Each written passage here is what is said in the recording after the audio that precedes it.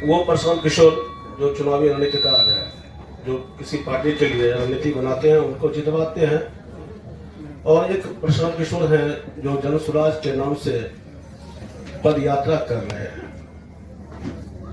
सवाल आप पर भी उठता है, जिस बिहार में अब लगातार बिहार के सरकार या लालू जी तमाम उनके बच्चों पर भी हमला करते हैं कि 9वीं पास, लेकिन आपके हमले में ज्यादातर तेजस्वी होते हैं या उसकी व्यवस्था होती है।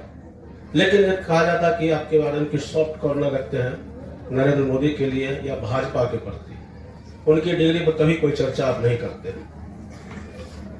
तो एक में थोड़ा सा सवाल पूरा कर लीजिएगा। तो प्रशांत किशोर क्या विकल्प देंगे? एक तरफ यहाँ आप यात्रा कर रहे हैं, दूसरी तरफ कहा जा रहा है कि आंध्र प्रदेश में या कहीं फिर से आप चुनावी रणनीतिकार के रूप में भी जा रहे हैं। तो दो चेहरे लेके चल रहे हैं।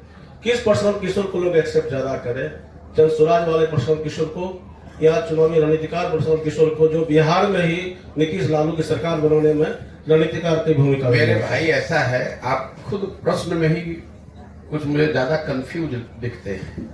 हम 10 वर्ष तक जिसको जो शब्द प्रयोग आप कर रहे हैं चुनावी रणनीतिकार, वो काम हमने 10 वर्ष तक किया है और डंके की चोट पर किया है। पूरे देश में अपने काम, अपनी बुद्धि, अपने परिश्रम से अपना बिहार के लोगों का झंडा बुलंद किया है।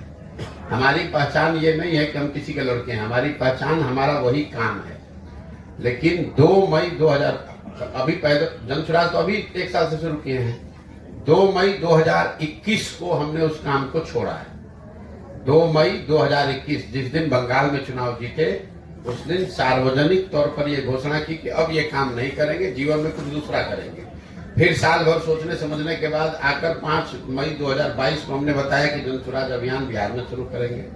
2 अक्टूबर 2022 से हम यहीं पर रोज गांव में चल रहे हैं और आप हमको आंध्र प्रदेश में देख रहे हैं। तो आपकी यहाँ से जो दूरदृष्टि है वो आपकी बहुत चर्चा है। सुन, अरे भाई चर्चा, वही तो चर्चा का जवाब आपको दे रहे हैं। हम बैठे हुए हैं बेगूसराय में, आप लोग बेगूसराय के पत्रकार हैं। पिछले 30 दिन से हम बेगूसराय में हैं कि आंध्र प्रदेश में?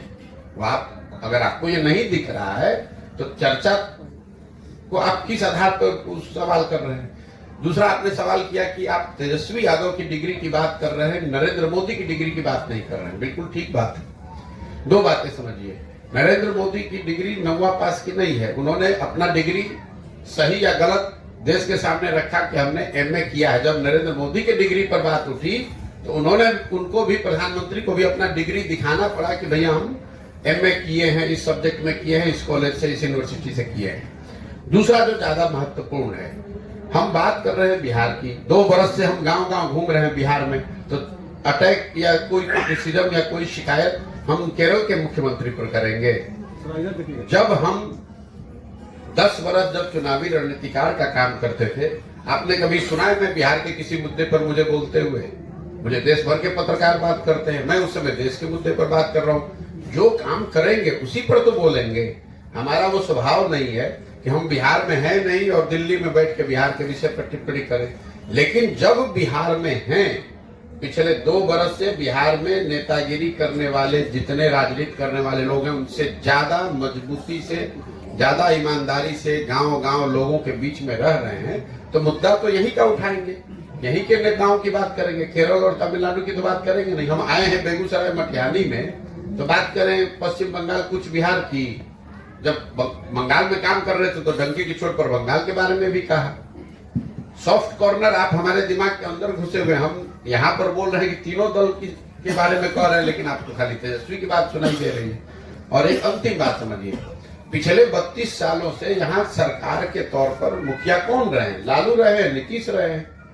तो अगर बिहार की स्थिति खराब है तो उसकी सबसे बड़ी जिम्मेवारी किसकी है? सबकी जिम्मेवारी, हमारी, आपकी, सारी जनता, सब एमएलए, मुखिया, सबकी जिम्मेवारी है। लेकिन सबसे बड़ी जिम्मेवारी किसकी है? यहाँ पर जो राज्य का मुखिया है उसी की तो जिम्मेवारी होगी। लालू नीतीश ही तो 35 साल से चला रहे हैं, तो उनको छोड़ दिया जाए?